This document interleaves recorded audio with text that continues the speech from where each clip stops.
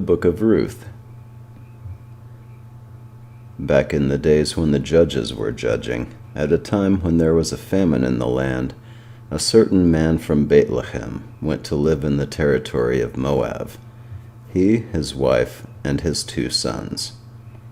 The man's name was Elimelech, his wife's name was Naomi, and his 2 sons were named Mahlon and Chilion. They were Ephraim from Bethlehem in Yehudah. They arrived in the plain of Moab and settled there. Elimelech, Naomi's husband, died, and she was left, she and her 2 sons. They took wives for themselves from the women of Moab. The name of the one was Orpah, and the name of the other was Ruth. They lived there for about 10 years. Then Mahlon and Chilion died, both of them, and the woman was left with neither her 2 sons nor her husband.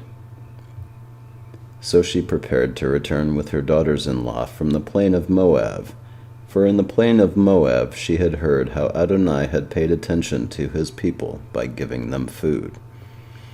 She left the place where she was with her 2 daughters-in-law and took the road leading back to Yehudah. Naomi said to her 2 daughters-in-law, "Each of you, go back to your mother's house. May Adonai show grace to you, as you did to those who died and to me. May Adonai grant you security in the home of a new husband." Then she kissed them, but they began weeping aloud. They said to her, "No, we want to return with you to your people."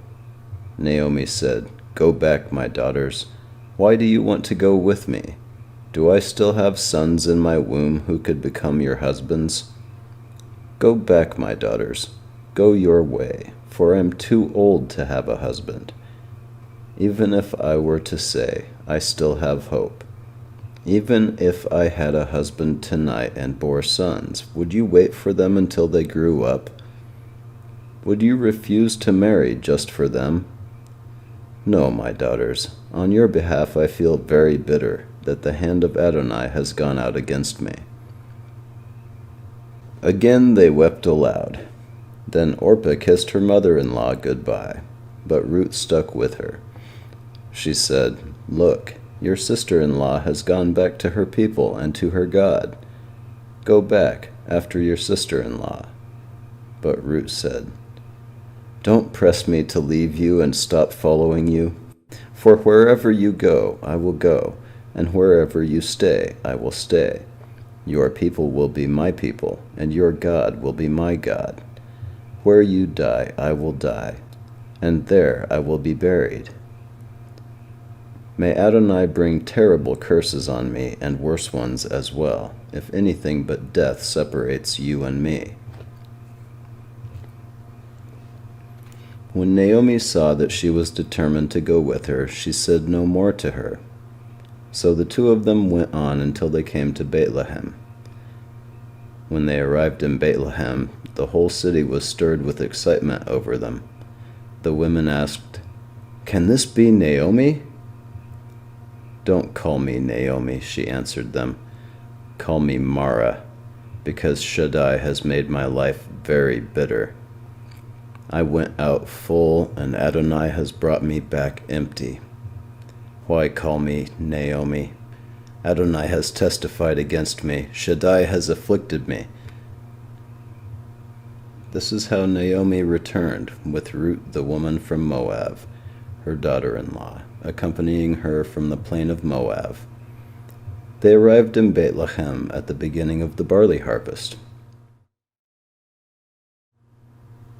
Naomi had a relative on her husband's side, a prominent and wealthy member of Elimelech's clan, whose name was Boaz. But the woman from Moab said to Naomi, "Let me go into the field and glean ears of grain behind anyone who will allow me to."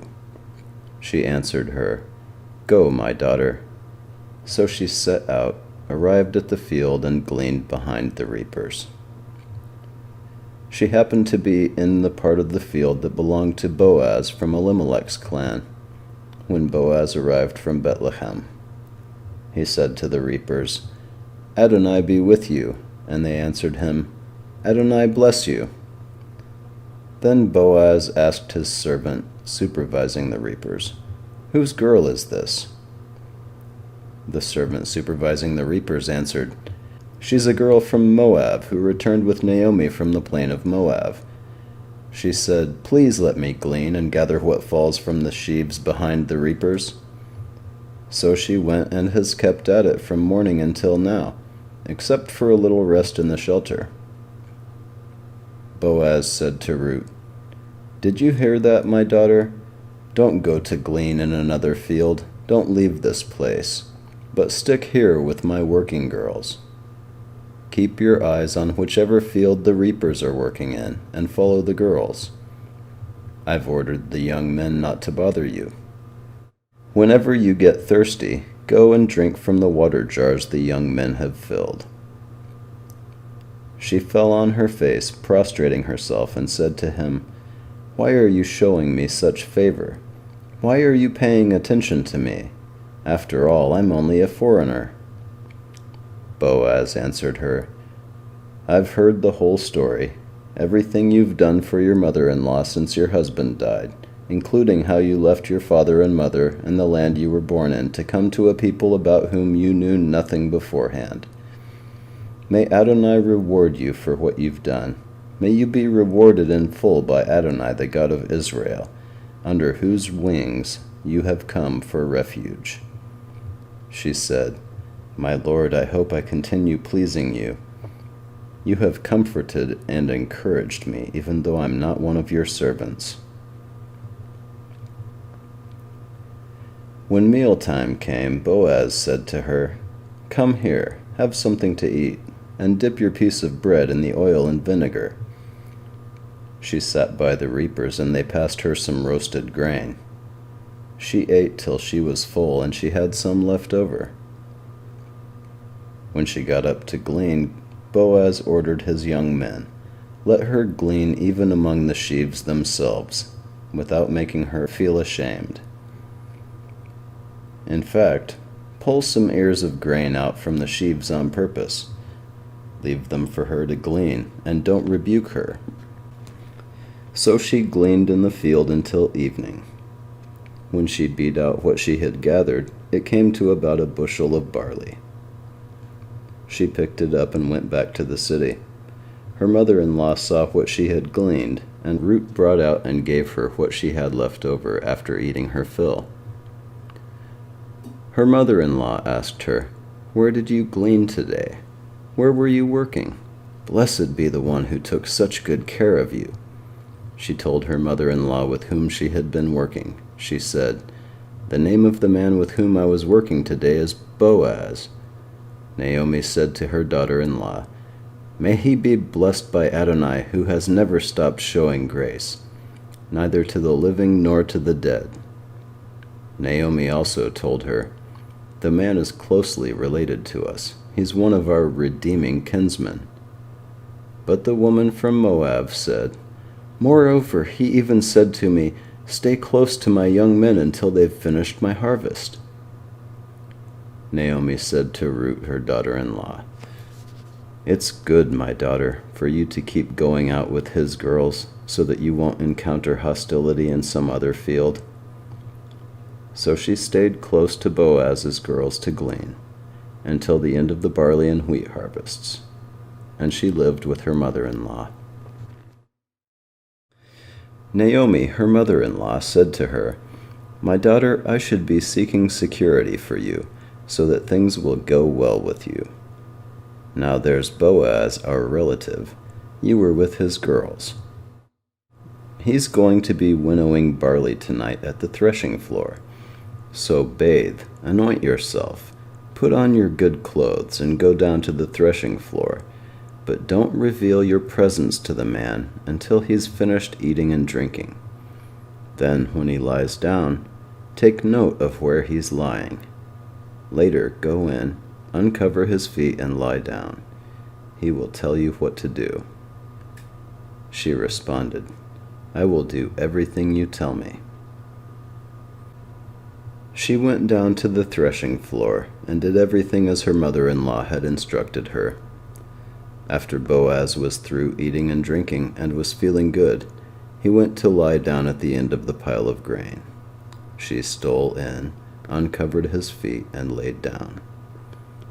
In the middle of the night the man was startled and turned over, and there was a woman lying at his feet. He asked, "Who are you?" And she answered, "I'm your handmaid, Ruth. Spread your robe over your handmaid, because you are a redeeming kinsman." He said, "May Adonai bless you, my daughter. Your latest kindness is even greater than your first, in that you didn't go after the young men, neither the rich ones nor the poor. And now, my daughter, don't be afraid. I will do for you everything you say, for all the city leaders among my people know that you are a woman of good character. Now, it is true that I am a redeeming kinsman, but there is a Redeemer who is a closer relative than I am. Stay tonight. If in the morning he will redeem you, fine. Let him redeem you. But if he doesn't want to redeem you, then as Adonai lives, I will redeem you. Now lie down until the morning." She lay at his feet until morning. Then, before it was light enough that people could recognize each other, she got up, because he said, "No one should know that the woman came to the threshing floor." He also said, "Bring the shawl you are wearing and take hold of it." She held it while he put 6 measures of barley into it. Then he went into the city. When she came to her mother-in-law, she asked, "Who are you, my daughter?" She told her everything the man had done for her. Then she added, "He gave me these 6 measures of barley, because he said to me, 'You shouldn't return to your mother-in-law with nothing.'" Naomi said, "My daughter, just wait where you are, until you learn how the matter comes out. For the man won't rest until he resolves the matter today."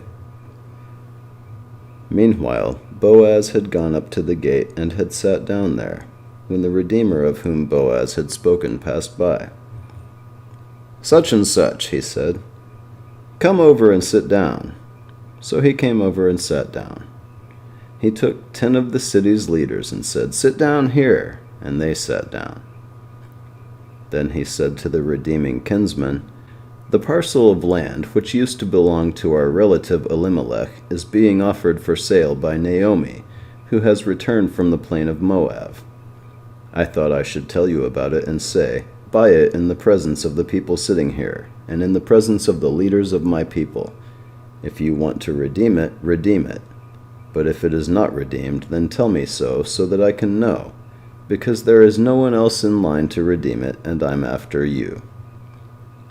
He said, "I want to redeem it."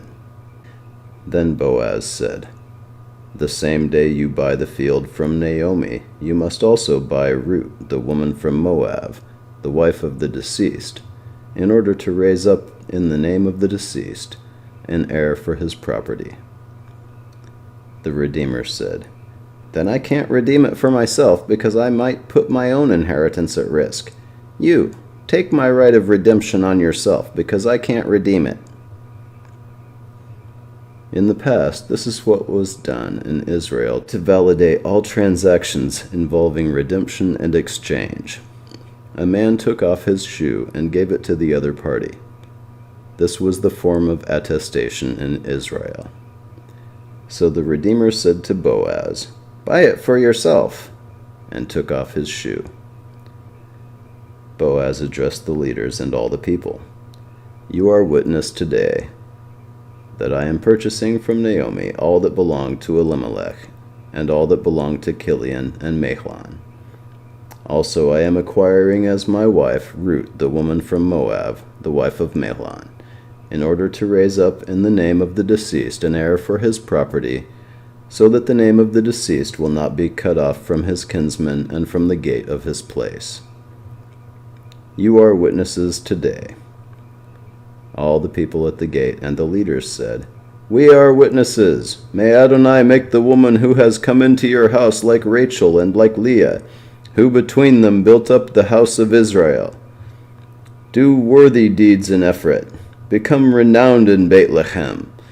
May your house, because of the seed Adonai will give you from this young woman, become like the house of Peretz, whom Tamar bore to Yehudah." So Boaz took Ruth, and she became his wife. He had sexual relations with her. Adonai enabled her to conceive, and she gave birth to a son. Then the women said to Naomi, "Blessed be Adonai, who today has provided you a redeemer. May his name be renowned in Israel. May he restore your life and provide for your old age. For your daughter-in-law, who loves you and is better to you than 7 sons, has given birth to him." Naomi took the child, laid it on her breast, and became its nurse. The women who were her neighbors gave it a name. They said, "A son has been born to Naomi," and called it Ovid. He was the father of Yishai, the father of David. Here is the genealogy of Peretz. Peretz was the father of Hetzron. Hetzron was the father of Ram. Ram was the father of Aminadab. Aminadab was the father of Nason. Nason was the father of Salmon. Salmon was the father of Boaz. Boaz was the father of Ovid.